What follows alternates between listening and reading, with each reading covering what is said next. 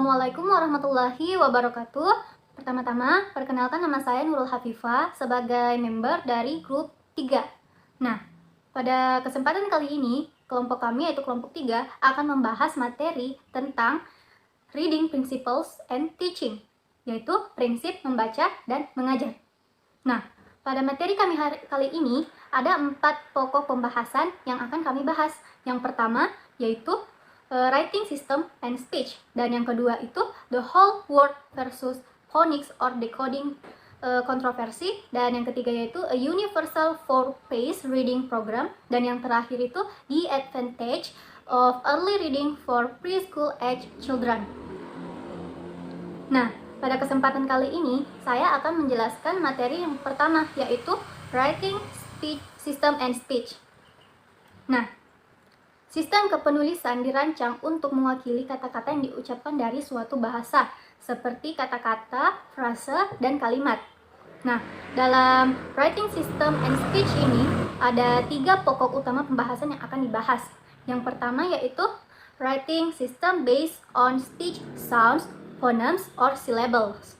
Nah, dalam sistem berbasis suara, setiap simbol mewakili suara ucapan, baik itu fonem maupun suku kata. Ada banyak skrip kepenulisan suara yang digunakan di seluruh dunia saat ini.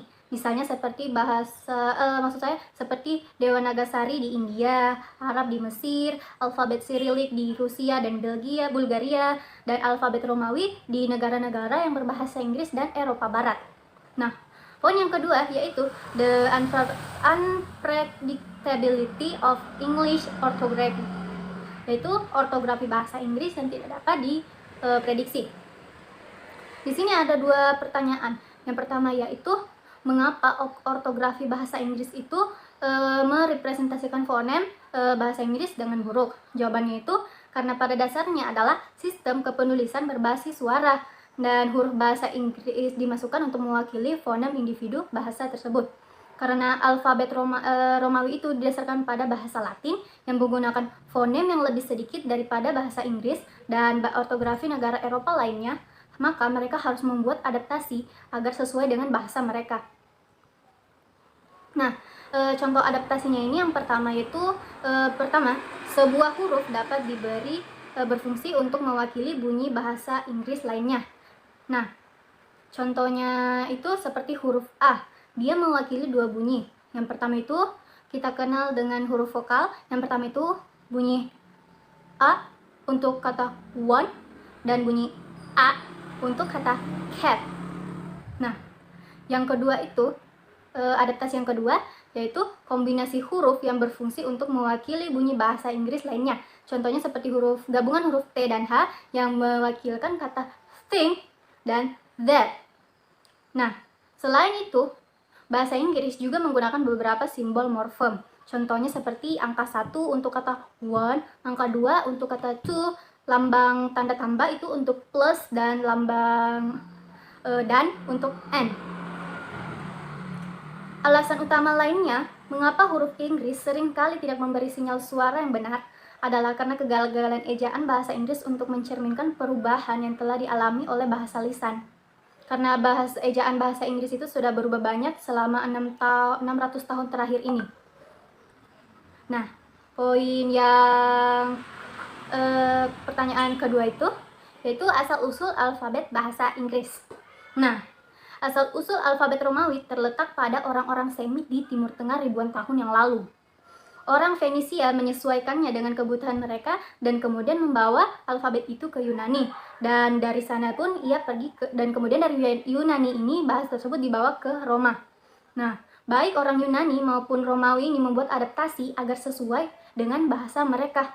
Nah, nama-nama hurufnya juga berubah. Pertama contohnya itu huruf A.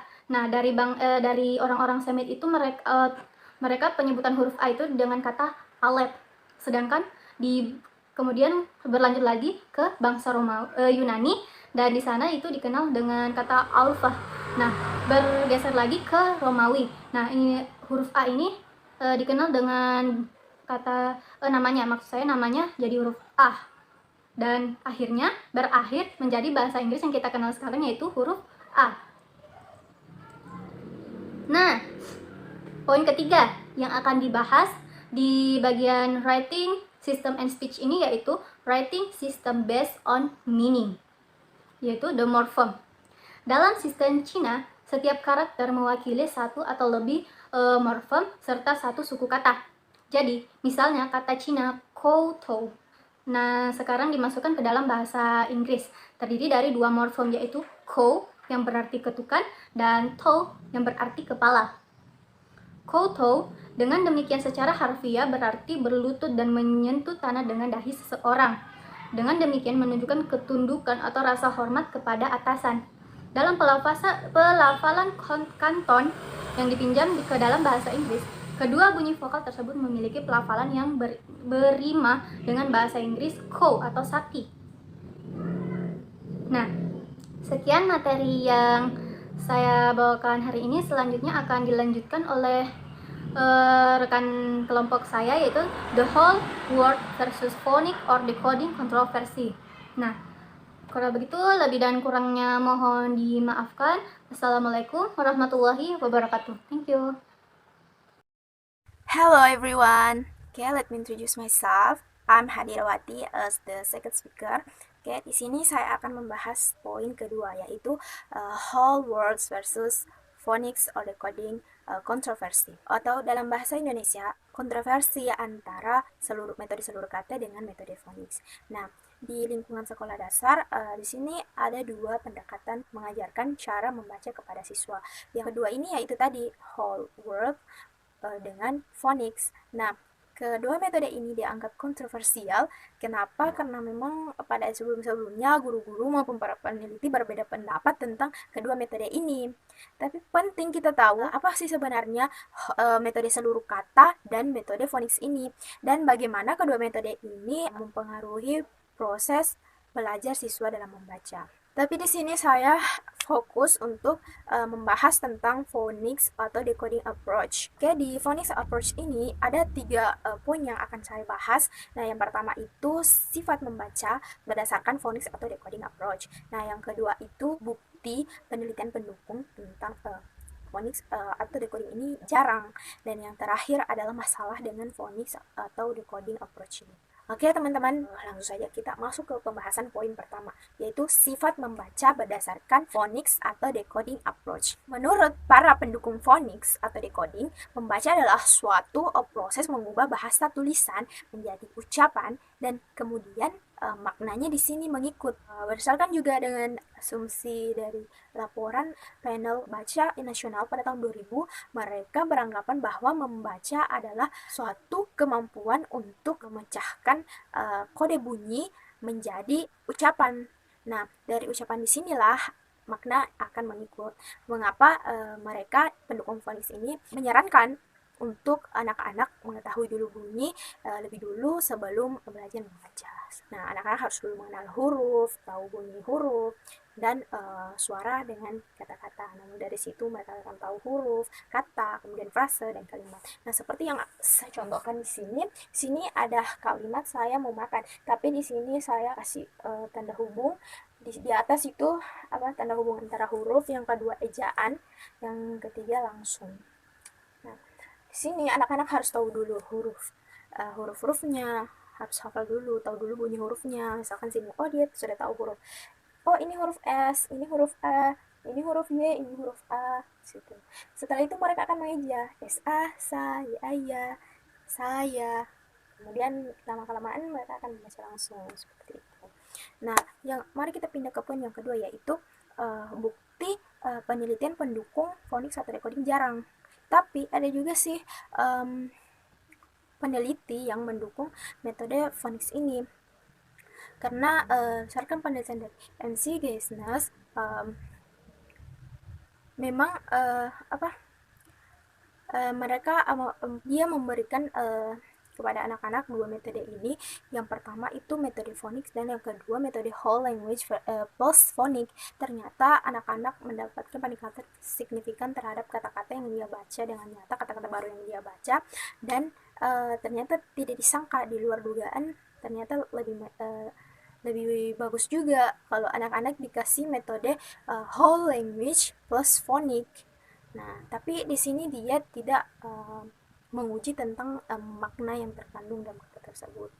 Nah, dari sini ada juga peneliti yang mengatakan bahwa tidak ada perbedaan antara phonics dan whole language, omong kosong. Kalau memang ada yang salah satunya lebih baik, misalkan phonics lebih bagus, whole language lebih bagus, malahan bagus digabungkan kedua-duanya, pakai metode kedua-duanya, itu akan lebih baik, seperti itu. Nah, mari kita pindah ke poin terakhir, yaitu masalah dengan phonics atau decoding approach.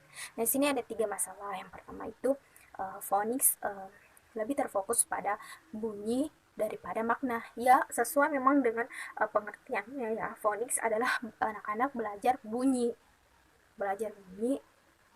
Setelah itu diucapkan seperti itu. Jadi anak-anak mungkin kalau pakai phonics mereka lebih tertarik kepada bunyi-bunyi. Mungkin mereka lancar membaca tapi belum tahu makna apa yang mereka baca.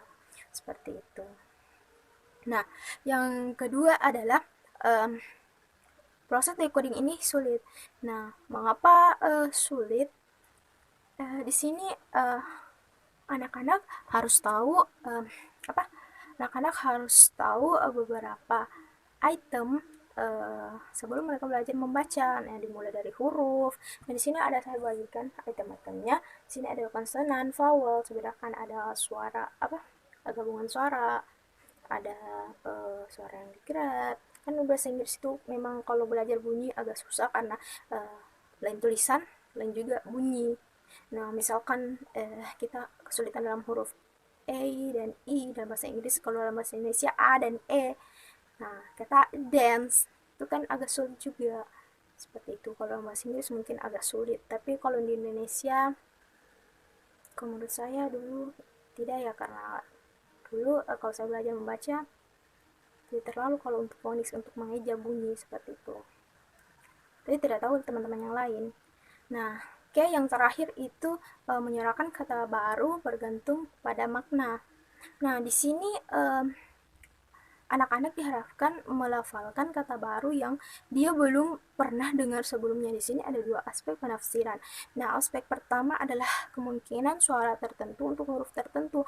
Nah, dan yang kedua adalah menebak kata yang ditafsirkan dari aspek sebelumnya. Nah, misalkan di situ sini saya ada tulis contoh, ada seorang anak bermain dengan seekor kucing dan akhirnya kucing itu marah dan menjatuhkan anak itu. Kemudian dia mengatakan "Ow". Nah, itu kedengaran seperti barima fall, tapi tidak juga kayak mengarah ke color, tapi dia fall. Tapi kita memaknakannya itu aduh. Seperti itu. Mengatakan aduh. Tapi kalau untuk lebih jelasnya sih kalau bahasa Inggris untuk pemaknaan kita harus tahu bunyi. Misalkan kalau di kata can kan sama ya, tulisan can untuk kaleng dan can untuk yang artinya bisa gitu. Jadi kita harus tahu cara membedakan bunyinya. Nah, itulah dikatakan agak sulit karena menyuarakan kata baru sesuai dengan makna yang kita maksud, seperti itu. Oke teman-teman, cukup sekian materi dari saya, semoga dapat dimengerti dan bermanfaat. Assalamualaikum warahmatullahi wabarakatuh. Okay, my name is Along Reni. I'm second speaker and my material about the whole word approach atau pendekatan seluruh kata. Menurut Beck and Joule 2002 mengatakan, pendekatan seluruh kata adalah metode untuk mengajarkan membaca dengan memperkenalkan kata-kata kepada anak-anak sebagai satu kesatuan tanpa analisis bagian subkata mereka. Metode seluruh kata melibatkan mengajar anak-anak untuk membaca sambil berjalannya kata-kata, yaitu untuk dapat mengucapkan seluruh kata sebagai satu unit. Sedangkan menurut Meyer 2003 mengatakan, pengajaran seluruh kata melibatkan asosiasi nama kata dengan kata-kata yang telah terbentuk atau tercetak, dengan pemaparan kata secara berulang-ulang, terutama dalam konteks yang bermakna. Diharapkan anak-anak yang belajar membaca kata-kata tersebut ada perhatian atau sadar pada unit sub kata mereka. Dalam metode keseluruhan kata, sebuah kata baru secara sistematis diperkenalkan kepada anak dengan membiarkan anak melihat kata tersebut, mendengarkan kata tersebut, melihat gambar atau kalimat yang mengacu pada kata tersebut, serta mengeja kata tersebut. Oke, next, dalam pendekatan whole word ada beberapa konsep yang telah dibahas. Yang pertama, teaching reading should focus on meaning and communication and not on speech. Artinya, pengajaran membaca harus fokus pada makna dan komunikasi dan bukan pada ujaran. Maksudnya, ini berarti bahwa ada beberapa ironi dalam proposal pengajaran membaca seluruh kata menganjurkan penulisannya berbahasa Inggris. Yang kedua, flute readers use a whole word strategy atau pembaca yang pasti menggunakan pendekatan seluruh kata. Maksudnya, karena untuk menjadi pembaca yang pasti, oleh karena itu, pembelajaran kata-kata sedari awal mungkin akan lebih mudah dan lebih efektif bagi para pembaca dalam jangka yang panjang. Dan yang ketiga, children learn to segment their native language morphoemically, syntactically, and phonologically by induction. Atau anak-anak belajar mengelompokkan bahasa ibu mereka secara morfemik, sintaksis, dan fonologis dengan cara induksi atau analisis diri. Maksudnya, semua anak dalam mempelajari bahasa ibunya memiliki kemampuan untuk mempelajari kosakata dan struktur sintaksis bahasa mereka. Oke, next yang keempat, research evidence in support of learning leader sounds values by induction, atau bukti penelitian untuk mendukung pembelajaran nilai-nilai bunyi huruf dengan induksi. Dalam arti, penelitian secara umum menunjukkan bahwa anak-anak dapat mempelajari korespondensi bunyi huruf secara sendiri dengan induksi. Yang kelima, learning to discriminate individual letter shapes based in a word, atau belajar membedakan bentuk huruf individu yang paling baik dalam konteks kata. Maksudnya, untuk membaca kata yang berbeda, anak-anak harus menyadari perbedaan bentuk huruf. Mereka harus belajar membedakan bentuk persepsi. Contoh, bentuk O dari huruf C dan C dari huruf D, dan seterusnya. Oke, yang keenam, reading should involve only meaningful words, phrase, and sentence. Yang artinya, membaca harus mencakup hanya kata-kata, frase, dan kalimat yang bermakna. Maksudnya, hanya bentuk tertulis dari sebuah kata, frase, atau kalimat yang anak-anak tahu artinya dalam perkataannya yang harus dipilih untuk diajarkan. Ini akan membuat pembelajaran kata-kata seperti lebih mudah bagi anak. Yang ketujuh, reading should not define on teaching new language, new concept. Membaca seharusnya tidak bergantung pada pengajaran bahasa baru atau konsep baru. Maksudnya, ada lebih dari cukup materi yang dapat diajarkan pada seorang anak untuk dibaca tanpa memberi anak beban tambahan untuk mempelajari bahasa baru, baik itu kosakata atau struktur sintaksis. Yang kedelapan, reading should be based on speech understanding and not on speech production. Artinya, membaca harus didasarkan pada pemahaman ujaran dan bukan pada produksi ujaran. Maksudnya, sebenarnya anak tidak perlu belajar membaca untuk dapat berbicara atau menghafalkannya dengan jelas, karena membaca bisa dipelajari tanpa berbicara. Maksudnya mereka dapat membaca di dalam hati, seperti itu. Oke, yang kesembilan, reading should not define on the teaching of writing. Artinya, membaca tidak harus bergantung pada pengajaran menulis. Maksudnya, meskipun membaca tergantung pada keterampilan menulis, tidak berarti bahwa mengajar menulis itu terkadang tidak bermanfaat bagi para pelajar dalam hal membaca. Tetapi, sebenarnya menulis membantu pelajar untuk mengingat sebuah kata. Dan yang terakhir, learning to read should be enjoyable. Belajar membaca harus menyenangkan. Mengapa? Karena dapat menjadi kegiatan yang menyenangkan dengan memberikan arahan berupa permainan dan kegiatan yang menarik. Oleh karena itu, anak tidak hanya belajar membaca, namun juga meningkatkan minatnya dalam hal membaca. Nah, berdasarkan pendekatan kata ini, dapat dilihat dengan jelas bahwa banyak cara yang dapat dilakukan untuk belajar membaca guna mencapai tujuan dari bacaan tersebut. Studi yang dikatakan pada tahap awal berbicara anak-anak menunjukkan bahwa mereka mempelajari segmentasi suara sendiri melalui induksi dan akhirnya mempelajari keterampilan memanipulasi fonem. Ini jelas menunjukkan kemampuan analistik anak-anak dalam mempelajari sintaksis dan fonologi dalam suatu bahasa. Demikian penjelasan dari saya. Sekian, terima kasih. Assalamualaikum warahmatullahi wabarakatuh. Okay, the next material is about a universal teaching program. So there are 4 phases in teaching program. Anak-anak dapat diajar membaca dengan 4 fase program yang dikembangkan oleh Steinberg pada tahun 1980 dan 1982. Program tersebut memperlihatkan prinsip-prinsip dasar yang telah dibahas di bagian sebelumnya. Tahapan tersebut adalah yang pertama pengenalan kata, identifikasi frasa atau kalimat, dan fase paragraf dan cerita atau buku. Pokok-pokok penting dari setiap fase ini disertai dengan beberapa permainan atau ilustrasi aktivitas yang dilakukan untuk belajar dan mengembangkan kemampuan setiap anak. First is word familiarization atau pengenalan kata. Tujuan dari fase ini adalah untuk memperkenalkan anak-anak dengan bentuk kata-kata tertulis dan membuat mereka sadar bahwa kata-kata lisan yang berbeda memiliki manifestasi atau wujud tulisan yang berbeda pula. Anak-anak tidak diajari bagaimanapun kata yang diucapkan tertentu itu dikaitkan dengan kata-kata tertulis tertentu. Prinsip membaca dan pengajaran untuk tujuan instruksional, guru atau orang tua hendaknya melampirkan sebuah kartu yang bertuliskan sebuah kata pada benda-benda di sekitar ruangan seperti tempat tidur, kursi, televisi, dinding, bunga, meja, dan lain-lain. Dan kata-kata itu haruslah dipahami anak ketika diucapkan oleh orang tua ataupun guru.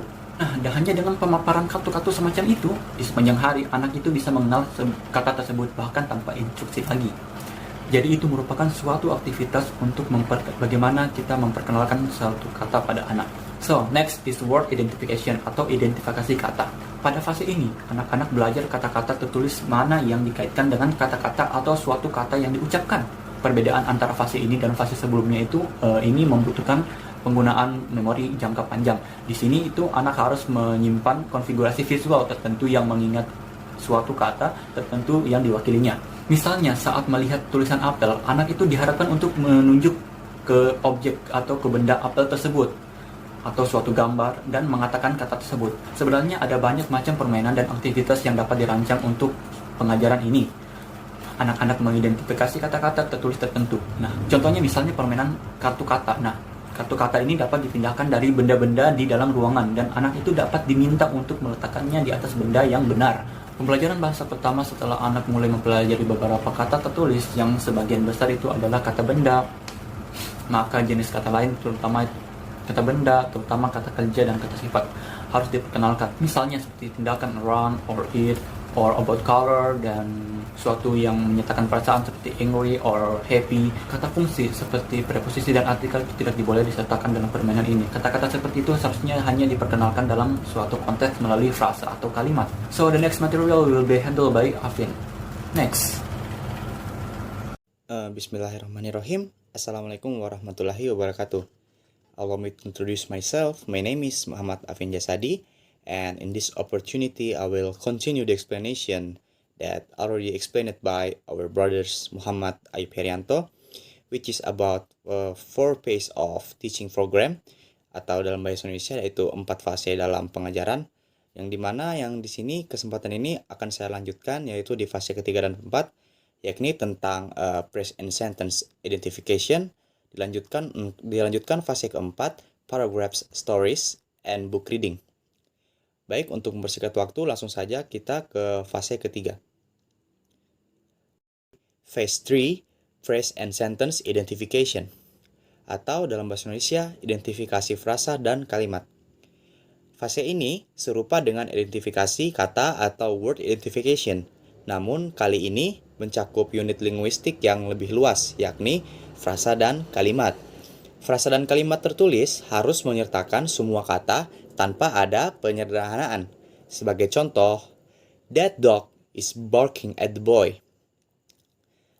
Kalimat tertulis tersebut telah sempurna karena telah terstruktur dan memberikan makna yang original sesuai dengan apa yang ingin disampaikan penulis kepada pembaca. Dan kalimat tersebut tidak boleh diubah atau disederhanakan menjadi dog bark boy karena akan menyebabkan misunderstanding atau kesalahpahaman dalam segi makna, translasi, dan struktur kalimat. Kemudian, kehadiran beragam jenis kata lain seperti that, is, at, dan suffix ing akan menambah wawasan dan pengetahuan baru serta kesempatan belajar bagi anak.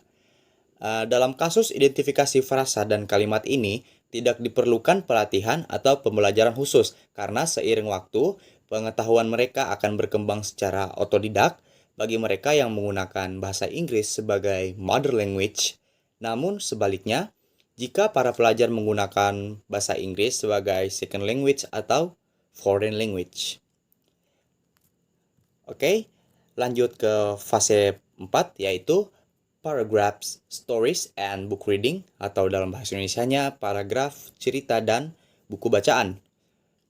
Seperti yang kita ketahui, paragraf sendiri melibatkan unit linguistik yang tertulis dan bermakna besar. Biasanya terdiri dari urutan 2 atau lebih kalimat yang terkait satu sama lain. Paragraf dan buku mungkin adalah yang paling menarik dari semua kegiatan membaca untuk anak-anak karena ada kegembiraan dan ketertarikan yang timbul ketika seorang anak mengetahui makna dalam sebuah bacaan. Kita ketahui sebagai anak kecil ketertarikan membaca teks lebih sedikit dibandingkan dengan gambar. Namun seiring waktu, ketertarikan pada gambar akan berkurang dan lebih merujuk dan dominan ke ketergantungan pada teks. Perlu kita ketahui, tujuan dari fase ini adalah untuk membekali anak-anak dengan pengetahuan dan keterampilan yang memungkinkan mereka untuk membaca teks dengan lancar. Ada beberapa cara, di antaranya yang pertama, mengadakan kegiatan membaca yang melibatkan paragraf pendek seperti cerpen dengan sedikitnya 2 atau 3 kalimat. Sebagai contoh, Sarah dropped the egg. It landed on her brother's head. Atau dalam bahasa Indonesianya, Sarah menjatuhkan telur dan telurnya mendarat di kepala saudara laki-lakinya. Kemudian contoh cerpen lainnya ya, yang terdiri atas 2 atau 3 kalimat, yakni the dog was hungry. Harry didn't know what to feed it. So he gave it some bubble gum. Dalam bahasa Indonesia yaitu anjing itu terlihat lapar. Harry tidak tahu mau memberi makan apa kepada anjing itu. Kemudian dia memberikannya permen karet.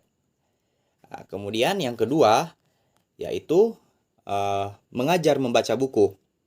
Dalam mengajar membaca buku tersendiri ada beberapa prosedur, yakni yang pertama, bacakan buku tersebut kepada anak dengan melihat ke halaman, kemudian tunjukkan kata dalam kalimat sambil mengucapkannya. Kemudian yang kedua, kemudian ulang lakukan hal yang sama, namun kali ini minta sang anak untuk menirunya dan mengucapkan katanya sambil menunjuknya sendiri. Dan yang terakhir, yaitu setelah selesai melakukan tahap pertama dan kedua, kembali lagi ke awal dan kali ini minta anak untuk melakukan semua pepatah dan menunjuk, yakni melakukan semuanya dengan mandiri. Itu tahap 1 dan 2. Dan perlu kita ketahui yang paling penting adalah beri bantuan saat dibutuhkan. Dan yang terakhir, yakni ulangi kebiasaan membaca buku. Hal ini penting karena anak harus dapat melihat teks tertulis dan memperhatikan kata dan kalimat yang ditampilkan. Kegiatan semacam ini akan membuat anak terbiasa dengan sifat buku dan membangun minat anak sehingga kelak menghasilkan anak yang sudah siap membaca teks saat diperkenalkan. Jadi kira-kira seperti itu, teman-teman. Materi selanjutnya akan dilanjutkan oleh teman saya. Jika ada kekurangan mohon dimaafkan. Wabillahi taufiq walhidayah. Wassalamualaikum warahmatullahi wabarakatuh. Halo, Assalamualaikum warahmatullahi wabarakatuh. Perkenalkan, nama saya Sri Mita Fitriani. Kali ini kita akan membahas bagian keempat, yaitu The Advantage of Early Reading for Preschool Age Children, atau keuntungan membaca sejak dini untuk anak usia prasekolah. Jadi mari kita bahas. Let's check it out. Nah, pada bagian ini, the advantage of early reading for preschool age children atau keuntungan membaca sejak dini untuk anak usia prasekolah, perlu dicatat bahwa tidak hanya menggunakan metode tipe fonik atau decoding sebagai teknik yang hanya bisa mengajarkan anak belajar membaca lebih dini di atas umur 2 tahun. Nah, metode fonik atau decoding adalah suatu metode pengajaran membaca berdasarkan bunyi, huruf, kelompok huruf, dan suku kata. Nah, contoh untuk kelompok huruf itu terbagi menjadi dua, yaitu huruf vokal dan huruf konsonan. Nah, sedangkan untuk suku kata, yaitu contoh yang pertama yaitu satu suku kata. D tambah I tambah A bacanya yaitu dia. Nah, untuk dua suku kata contohnya itu ka, ka, mi, mi bacanya kami. Nah, untuk tiga suku kata yaitu contohnya J tambah N, jen. Terus da tambah da bacanya da. La tambah la dibaca la. Jadi kalau disambung sama itu jendela. Nah, seterusnya seperti itu beberapa untuk suku kata. Jadi, semua menggunakan pendekatan seluruh kata, bukan hanya pendekatan fonik atau decoding yang digunakan. Nah, seharusnya hal itu terjadi bukan kebetulan, karena yang dilakukan peneliti ini adalah memanfaatkan kemampuan alamiah atau kemampuan sejak lahir yang dimiliki seorang anak untuk pembelajaran membaca. Sebagaimana dijelaskan sebelumnya, sebagian besar anak usia di atas 2 tahun sudah siap diajar membaca. And next, yaitu why early reading is beneficial atau mengapa membaca lebih awal memberikan manfaat. Nah, ada sejumlah keuntungan penting dari mengajar membaca kepada anak-anak di tahun-tahun prasekolah mereka. Nah, yang pertama yaitu membaca merupakan sumber kesenangan bagi anak. Hal ini memuaskan dan merangsang keingintahuan alami anak sebagai sumber pengetahuan dan memperkaya pengetahuan anak. Semakin dini seorang anak menemukan hal ini, maka semakin diperkuat dan semakin dalam minat anak untuk membaca. Nah, yang kedua yaitu rasa cinta untuk membaca dimulai dari suasana informal yang hangat dan sportif di rumah atau taman kanak-kanak yang memberikan situasi yang sangat baik untuk belajar. Nah, dalam situasi seperti ini, sikap positif terhadap membaca dapat dibangun dan dijumpai di sekolah dasar atau jenjang sekolah lain, yang mana ini pasti meningkatkan kemampuan minat dan keingintahuan anak dalam membaca buku yang lain-lainnya. Dan yang ketiga yaitu anak belajar dengan cepat dan mudah. Mereka memiliki kemampuan belajar menghafal yang luar biasa dan dapat dengan mudah memperoleh banyak kata tertulis. Semakin tua usia anak-anak dan maka akan semakin buruk ingatan mereka. Nah, untuk masalah ingatan ini nanti akan dibahas lebih lanjut oleh kelompok selanjutnya, yaitu pada bab 6 tentang ingatan pada seorang anak. Selanjutnya yang keempat yaitu anak-anak tumbuh menjadi pembelajar yang lebih baik jika mereka lebih cepat mendapatkan kemampuan membaca sedini mungkin. Nah, mereka akan mampu membaca lebih cepat dan dengan pemahaman yang lebih baik daripada jika mereka memulai membaca nanti atau di usia yang bukan golden age lagi. Nah, usia golden age ini dari 0 sampai 5 tahun. Nah, selain kelebihan-kelebihan ini, yang sudah saya sebutkan tadi, ada satu lagi keuntungan umum yang penting bagi anak-anak yang belajar membaca sedini mungkin. Nah, anak-anak yang belajar membaca sejak dini tidak perlu menggunakan waktu ekstra lagi di sekolah dasar untuk belajar membaca. Nah, mereka hanya perlu mengembangkan kemampuan belajar membaca mereka ke tahap yang lebih menantang lagi. Oleh karena itu, lebih banyak waktu yang dapat digunakan anak untuk memperoleh jenis pengetahuan lain. Hal ini bisa berdampak pada peningkatan tingkat pendidikan untuk anak-anak di semua bidang pengetahuan. Nah, olehnya membaca sejak dini dapat memberikan manfaat signifikan bagi anak-anak dan seluruh masyarakat. Nah, itulah tadi penjelasan mengenai the reading principle and teaching dalam membaca. Nah, saya harap semua pembahasan yang telah diberikan kelompok kami itu dapat memberikan manfaat serta pengetahuan lebih kepada kalian semua, terlebih lagi kepada kita-kita yang akan mengajarkan keempat skill dasar, yaitu speaking, reading, listening, and then writing kepada anak-anak. Saya harap dari video ini bisa memberikan pengetahuan baru lagi untuk kita ke depannya. Terima kasih. Itulah persembahan dari kami, kelompok 3. Wassalamualaikum warahmatullahi wabarakatuh. Sampai jumpa.